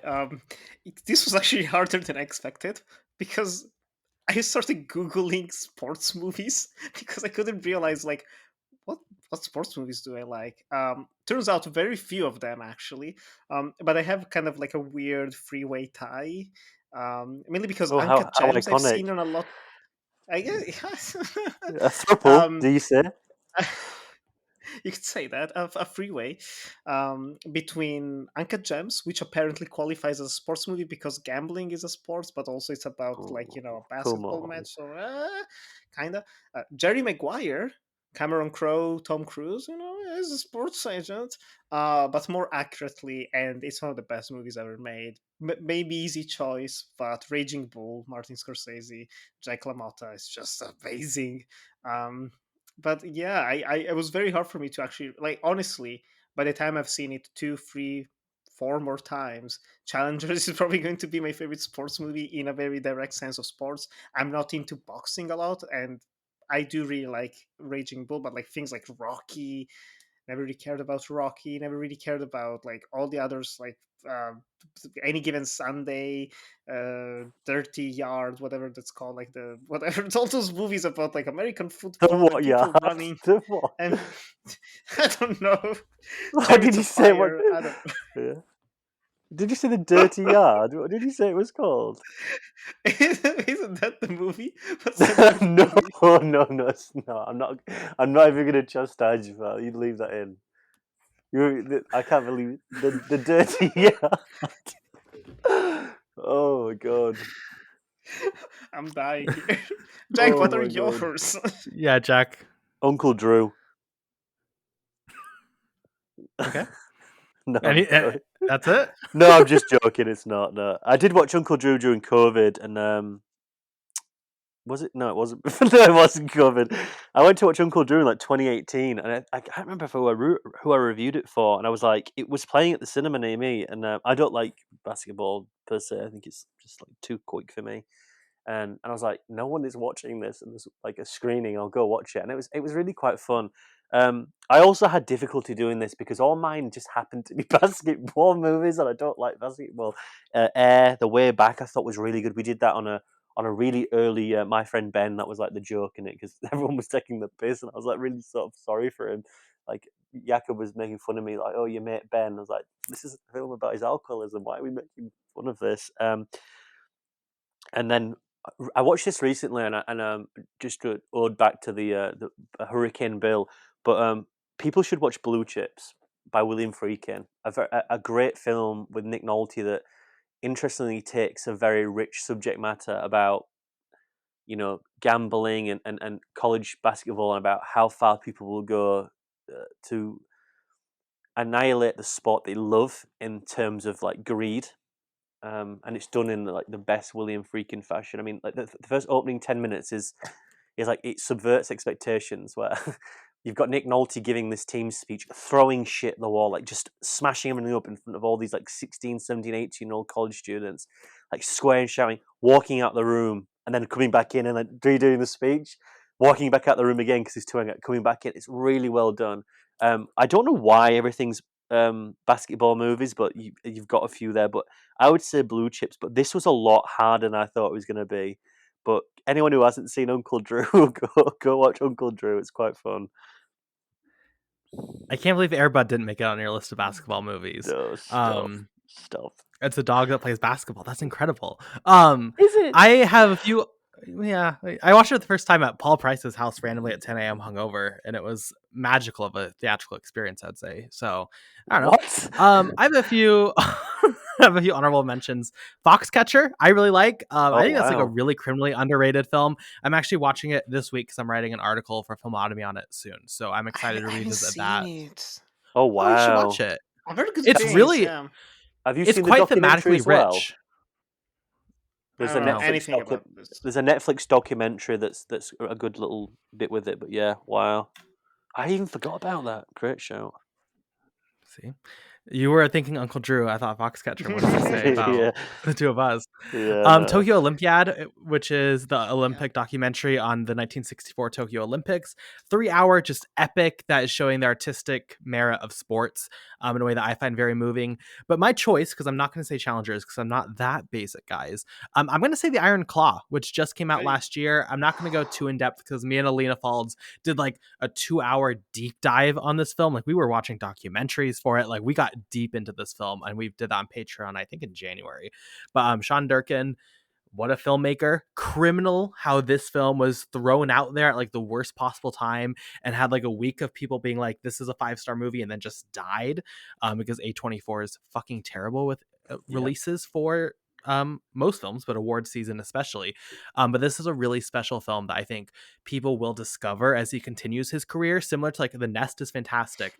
Then going from that to The Iron Claw, I think it's really fantastic. So that would be my choice. Not as good as Uncle Drew, probably, but I haven't seen Uncle Drew. You joke, right? But this is actually a really tough question you gave us this week. Like, genuinely, really good question. I mean, I could go the next goal wins, could I? You know what I mean? Like, this is tough, really tough. I assume you mean the Taika Waititi version, not the documentary. Of course, yeah. How could you ever even imply that? I don't know. Don't watch that film, anyone. Don't do it. Yeah, don't do it. It was a low point for sure. Oh god, for a lot of people. Let's go. I think I've said it before. The opening scene, it opens on him as a soccer like god or priest, I guess, and it legitimately gave me fight or flight response. Like I literally was like, I gotta get away from this. Like I can't do this. So I guess another recommendation. The documentary is really good though. If you are listening, like genuinely watch the documentary though. Slapshot's good with Paul Newman as well about ice hockey. If anyone wants to watch that, George Roy Hill, that's good. Sure. Stuff, let's go. There is. It's a I'm actually surprisingly rich shocked. genre. Yeah. Let's go to our rapid reviews. Anything we've seen recently that we haven't talked about on the podcast. Jack, give us Oh, your here we go. 30,000 films you watched this week. This will be very quick. I did watch Abigail the other day, and I was going to watch this back to back with challenges. Glad I didn't. Glad I didn't, because it's a very different type of film. But I had a lot of fun with that. It would just have been far better if they let a lot of the law be ambiguous, and they have to sort of make a very conscious choice there. And we've been doing a lot of Universal movies. Me and you, Cass, in the background. We've done a lot this year. We're going to talk about James Whale. Interesting that what they tried to do with that, and they could have done something like Renfield and make it quite interesting. Not in the same tone, but made it connective tissue. And they do, but they don't. And to me, it felt like a reshoot. But I'll go on. Watch Mad Max Fury Road at the cinema the other day. I'm not gonna do an article on it or anything like that, but I'm gonna do a different type of review on Letterboxd, because there's a lot in that film I didn't really pick up on. That has probably some of the worst ADR issues I've ever seen. Like the amount of Tom Hardy stuff, and if you read about people on set, he didn't want to speak lines. He said they were shit, and then George Miller was like, "Okay," so the ADR'd loads of his dialogue in post. If it's even him, I don't know. And there's also so much more CGI in that film than people want to make out. Very quick here. Watch Speed 30th anniversary in the screen in the cinema. I forgot it ended on a train. So shocked to say the least. Really good fun. Perfect screenplay, like you said about challenges. So effortless, so fun. Dennis Hopper's a madman. High Plains Drifter, Clint Eastwood, amazing. Nobody can tell me that Clint Eastwood is one note. The guy's playing a ghost in a western in 1973. Yes, I love it. Like Thunderbolt and Lightfoot, Michael Cimino's film with Clint Eastwood and Jeff Bridges. Jeff Bridges in that film is a fucking star. There's no, if you cannot tell me he was never going to be something in that film. He's amazing. Watch Clockers. I watched The Long Riders, the brother film with the Carradines, the guests, the Keachers by Walter Hill. Really, really good. I watched Madso's War, and I know Nick has seen this. Um, um, Um, I, I don't really I don't even know how to express an opinion on that film. Like, I just, what was he thinking about doing there? Like, it's atrociously made. It's horrible. There's so much sort of these focus zooms, and then Rob Morrow, he even changed his name when it's meant to be a pilot. Absolutely terrible. But yeah, I've got a lot of 30th anniversary screenings. I've done a little bit of old films that we're doing for James Whale, but I'll leave that there. But I've got Star Wars next week, Phantom Menace, which I'll go to. I have the Mummy 25th anniversary, which is fucking crazy, and then The Crow, the 30th anniversary this year, and The Matrix. Now, I'm going to say this on air. You can cut this if you want. I've got a special edition of The Matrix. I've got the open map one. I'm going to celebrate as well. And for Alien Day, I've made a fan edit of Alien Covenant that I've done. So I'm going to watch that instead, not to reap my own, love my own shit there, but just to celebrate something a bit different. But we've had a really good piece of anniversary this sort of last few weeks. A lot of really good screenings of old films. So I've had a really good time. Yes, it's been really good. But I'm excited to hear what you two have done. Nick, what have you seen recently? I've gotten a lot more into TV. This past month has been crazy with work, so watching short-term entertainment has helped a lot. Started Curb Your Enthusiasm. It's me, it's my life, it's my kind of humor, it's my kind of thing. There's so many relatable moments in that show, which is kind of disturbing considering Larry David is a shitbag. But lots of fun. I've also started watching Sugar, the Colin Farrell show, which is very good, very specific. I can totally see it not being someone's cup of tea, but it's definitely mine. Neo noir, very unconventionally edited. Is a private eye who's obsessed with classic Hollywood. It's a ton of fun. And also, I've started watching yesterday Chucky, the new season, second half. It's very good. It's very good. I'm excited to see where it goes. I like the show a lot. But speaking of movies, some highlights that I'd say are worth of people's time. Targets by Peter Bogdanovich, I saw for the first time. Outstanding. there's so many shots in that movie that was like, this has to be like one of Tarantino's favorite films, because it's straight out of, like, if you put it side by side with some shots from Once Upon a Time in Hollywood, it's one by one basically. Great film. Immaculate was fun. Not a great film. It's like it's like a perfect 3-star movie. I was like, it's pretty good, it ends well. It's one of those movies that's like nothing happens in the middle, but at least it's quick enough. It's quick enough, short enough, where it gets straight to the point, and the ending is pretty solid. So I was like, 3 stars would be for me. Similar movie, First Omen. I saw that in the cinema. Actually, really great. I was not expecting that. Outside of some like unnecessary callbacks that you also do need to have, because it's a studio film about a prequel for a movie that came out. But very well made. It's like a real film. You watch First Omen and then you watch Immaculate. It's like completely two different universes in terms of filmmaking.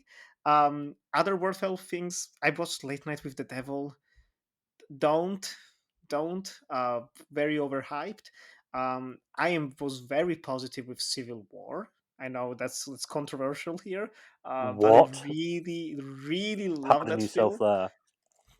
Love that film. Potentially my favorite of his films What? that he's made. On the other Gone. side, The Beekeeper with Jason Statham, one of his weakest films, incredibly inconsistent. And I watched The Lost Boys for the first time, which was great. That and Battle Royale I saw for the first time. Was What a the lot of fuck have good you been cinema doing? What? You've only with just my seen those two time. films? No, Yes. I've seen other movies as well, but like Don't worry, there's someone else in this call who's going to get some shit back of what they've been watching soon, but I'm giving it you first. You've only just seen The Lost Boys. yeah, What was the film everyone before that has you said? blind. The No, movie you've before got Lost really bad. Boys. You've got really bad blind spots. Like I haven't seen a lot of Federico Fellini films or Pasolini films. You, right, haven't seen anything that's more contemporary. What was the film before Lost Boys you hadn't seen? Battle Royale. What? How have you not seen that? I don't know. There's just some movies. Okay, there's some movies that are just so famous that it almost feels like you've seen them. I don't know if it makes sense, but occasionally it No. happens. And like Battle Royale, like growing up, I'd seen so many clips and things. I was like, oh yeah, Battle Royale. Lost Boys similarly. It's like, oh yeah, the flying and the bridge. I was like, oh yeah, Have the you seen ending. a Oh Planet of the yeah, Apes film yet? the first one and the Tim Burton one. So you've seen the Charlton Heston one in 1968, and you've seen the 2001 one. 2001. Yeah, You've got to You get caught up on that. You haven't seen I the know. new ones. I've not. You haven't Oh, seen and I any of the did new watch ones. Merry Christmas, Mr. Lawrence. I've seen Merry Christmas, Mr. Lawrence as well for the first time. Great film. But I haven't have you seen any seen of the any of new the ones. new? Have you seen any of the new of the Planet No. Apes? I've not. Right, I'm and not you've an apes decided to guy. watch. You've decided what? You've decided to watch 11 seasons of a man, right, walking around rooms and like, having arguments with random intimate issues for like I the have next just 11 gotten to years. season 7. Okay, there's one episode It where is he's good trying stuff, to hide but the fact that he goes to the bathroom a lot, and it was very personal to me. Okay, people make him feel guilty for drinking water and going to the bathroom, and I was like, I feel seen. Larry David gets me, You're lucky, Nick, that Jack is just going on this, because I know also someone on this call loves Immaculate, and you were talking some mad no, shit about that film, come and then on. you also dropped that you love Civil War so much. We don't need to get into it, but I'm just saying you did play with fire and you got burnt, so you kind of have to accept that. I know, I'll I say know. that Immaculate, right, is pretty good. Civil War ain't. Carson, what have you seen this week? I've been watching some random shit. I rewatched Ozu's Good Morning, which I didn't love on a first watch. I loved it on this watch. I specifically brought this in here because I know there's someone on this call who also watched it and didn't really get it, and I think should rewatch it because it's a really good film. Nicolò Grasso. So in between watching Lost Boys for the first time, you should watch that. I watched Snack Shack, which was a new film from this year that was not very good, though everyone loved it. But I was like, I don't know, it was not my type of movie. And then the final thing, I've been watching a lot of like 1910 cinema this week for some reason. One of which was South, a documentary following an Antarctic travel journey adventure down to the South Pole, and I think it's one of the best films ever made in history. It is shocking the amount of artistic merit, and not just in like it showed, I think it's the oldest surviving documentary feature of all time, the grandness of Antarctica, and it's really quite magical in that sense and awe-inspiring. But also the trip goes wrong, and that's all I will say. And actually seeing through documentary footage like the events of this trip is shocking. I think South, and I watched then The Great White Silence, which was like not as good, but South was really like, I think it's one of the best films ever made. So those would be my rapid reviews, but I've watched a lot of like random shit that we don't need to get into. What? Well. What about The Thinning? Oh, that was for, well, okay, that was for a episode of ClapperCast, the Patreon. Me and Alina Falls watched The Thinning, and it was really bad. Carson, I can go on here. You've been watching some absolute shit on here.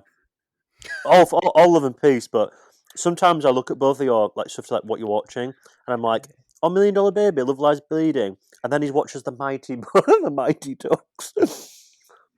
I mean, look, I was gypped by the Mighty Ducks. I was doing because I do monthly themes now, like you. I stole that idea, so I did March Madness. I did sports movies for March, and everyone said the Mighty Ducks is such a cute movie. Oh my god, it's such a classic. You have to. It was shit. It was not good. It's like 30-year-old men who saw it when they were kids on Disney Channel. Well, Nick, I get that now, but I didn't know that when I watched it at 10 p.m. on Disney Plus, okay? And I was sitting there waiting because I watched what happened was I watched The Sandlot as my first one, and I really enjoyed that movie. So I thought we were all on the same page about what kids' movies are fun for sports. And then I learned we're not. I also watched all of the Rocky franchise, which was not good. I was going to bring this up. None of them were good. Let's be clear. They're all bad movies or like mixed at best. So like Peace and Love, the first one is like far from the best one in the actual series. It's shit. So like, sorry that I sat through all the Rocky films and then I was lied to about the Mighty Ducks and I just watched bad movies, and I get it because I'm the one suffering through them. So, I cannot believe you actually watched Rocky 5. Like, you, honestly, there's no need. There is no need for you as a non-fan. You don't need to complete those. You could have just chosen anything you wanted to do. You had to watch Rocky 5. But what if it was good, Jack? What if it was the good one? We both and know. Everyone was sleeping on it. It's like a Canadian Force situation. Yeah, we both know it isn't very good. We both know it wouldn't be very good. Other than that, the stuff you guys have been watching have been really good. Really interesting stuff. I appreciate that you didn't bring up earlier in the year when I marathoned all the Baby Geniuses films. I appreciate that was not brought up on the podcast. I'm not. We're all friends here. This is banter. That oversteps the mark for me. That would just become nastiness for anyone to bring that up. Bullying. And the fact that you've done that to yourself as well is brutal. But we all have ups and downs. We all get on binges, don't we? Hey, next month I'm doing all Palme d'Or winners, so I hope that's better. Right, I'm hoping we're going up on this list as far as films. No, I think that's going to be very dark. That's going to be very dreary and very brutal type of cinema for the next month. Well, not all of them. All of them. Most of them. No, yeah. Some of them. I think you'll get to the Ken Loach stuff and be like, "Oh my god, I'm doing Almodovar." I've got a lot to that's because I promised myself. Well, that's going to be kind of nasty at times. Also, that's going to be dark. Yeah, and then I've got. I think the skin I live in. I can't wait. And then and I think after that, in March, I've got to do the mumps in my head. Yeah, I think I've got Takeshi Mike or Mike. I don't want to butcher the name. Yeah, what you said, and then I think I've got Miyazaki, and I think I'm doing Elaine May. So Miyazaki will be fun. I've already seen those films though, but I mean, that's me joy. I've seen Mickey and Mikey and Nikki as well. Why haven't you said this? Is that Cassavetes? Hang on a second. The Beekeeper went over that. Really? I watched The Tax Collector. Oh yeah, and I watched an Academy Award movie that was really good. But sorry, I forgot about that one. I thought you were being honest. I was like, why did you rewatch Like, we've been there. We talked about that film. It was not good. Yeah. Jakob loves it. Shout out Jakob. Oh my god. There's one of the moments on the podcast where I'm just like, is he just doing this to be contrarian? Like, But I'm honestly, Civil War, his review of Civil War, I could throw hands at that. I really could do. And I'm shocked Paul Price loved it as much. I'm shocked that a lot of people loved it as much. but we won't go into it because it's dark times. Not Challengers, today, though. at least. Challengers was fantastic. I Will you two agree. go watch this Challengers again? unites people. Are you guys going to watch this again in the cinema? Yeah. Yes. Okay, I'm just wondering. Would you take a group of people? Oh yeah. I saw this for the first time with my dad because I needed someone to take me because there were no buses. Oh That's cute. wow. He loved it. Okay, no, like to say, like for instance, talking about people who go into the movie knowing nothing. He was dreading it. He was like, "Oh, a movie about tennis," and then he loved it. Like 5 stars, loved it. He was blown away. He was like dodging the balls. He was laughing whenever there was like a callback. Ah, My sister. Jack, why wouldn't you show this to people? Oh no, I'm not saying you wouldn't. Oh, okay. I was just wondering because I went on my own to watch it as I usually do. But I'm desperately trying to convince my sister who adores tennis to go watch this. She's like, "Oh, it's going to be like Wimbledon." You know, Paul Bettany and Kirsten Dunst were like, "It's like, please, like, let's not. We're not. They're not. No, it's chalk and cheese. No. it's more like Elizabethtown, you know. I'm joking. Okay. But I'm desperately trying to convince to watch this, and I was trying to like, if we all went again and watch it, but I'm trying to convince her to go with a friend and watch it because I think this is really Yeah. good for someone who likes tennis as well. But I just wondering last time I took my parents, I took my dad to watch Oppenheimer, which is like such like a dad. Jack, thing I'm to sad do. you didn't like a Dirty Shame more. I'll say that. Yeah, and I was going to watch it with It's a my good mom movie. as well when we had that conversation about John Watts. I'm fucking Whoa. glad I didn't do that. Yeah, Yeah. we talked about this on a podcast. I was like, I was going to watch it with my mom, and you were like, I think it was Nick was like, yeah, don't do that, and I was like, okay. So I watched it on my own, and I was like, oh my god, I missed a trick, I missed a trick there. Yeah, I think I watched Hairspray. I felt the same way about Hairspray with you as well. Well, yeah, I didn't like that. I was brought that up because I'm planning like a group of friend hangout where we're gonna watch a Dirty Shame because I love. Oh, that'll do business. That'll do really well. Yeah. Have Cool. you seen, I think that's gonna do it. Or go for it. Have you seen Danger? Is it? You've seen it, Nick. I don't think you have, Carson. Is it Living That's Dangerously? one of the last ones I need to watch. I think it's Dangerously Living. Dangerous Living. I'm so intrigued to know what you're going to think about that because Nick's was like Wizard of Oz-esque. It was like, oh yeah, I see that. I'm interested in what you'll think about that because that to me was like, this is different, and I don't know if I like that, but it was good. I'm gonna finish his filmography this next month because I'm going back to LA in like a month, and I want to go to his exhibit again now that I've actually seen the films. Because at first, when I went, I only saw like 1 or 2 of his films, and I was like, I didn't really get it, but it was cool. And now like I want to experience because it's going away, so like I want to experience it one last time, like actually knowing what's happening. So I'm gonna finish it up this month. There's only like 2 or 3 I think I need to watch. There's like Pecker, Desperate Living, and Pecker's really Serial good. Mom. Yeah, I've got so good. I know. I've got what's it called, Crybaby, and the first. You have his one. early ones, I assume. Mondo Trasho. Have you seen Multiple Maniacs? That's Multiple it. Yeah. Maniacs. Those I are the love 3. Multiple Maniacs. But I've loved that journey from knowing that from like seeing Nick in like 2018, 2019 about like he loved John Watts and knowing that, and then taking me like 5 or 6 years to do this on the podcast, and it's been a really interesting journey. But I've loved that, and I think wanting to go back to challenges, to go watch Melissa P and stuff like that, and go back into Luca's work. I think I'll find it interesting to see an evolutionary of a filmmaker. Yeah, because like this is such a different beast. Yeah. I'm desperately trying to find a way to watch Protagonists. Is that his first one? The Protagonists? I need to figure out a way to watch that. Yeah. Well, it's like you cannot find this film. I mean, I'm sure you can find it, but I've not. We'll see what we can do. We'll see. So with that, we're gonna end the episode finally. Thank you so much for joining both on the podcast and at home listening. Where can we find everyone on social media, Jack? You can find me on Letterboxd and Twitter or X with the username @Jak-Luke Sharp, and you can find me on Clapper with a few reviews. And I'm gonna release a feature. This is like first come first serve. I'm telling you like an exclusive here. Don't judge me, but I watched Gus Van Sant's Psycho, and not to spoil it, but I was floored with the audacity.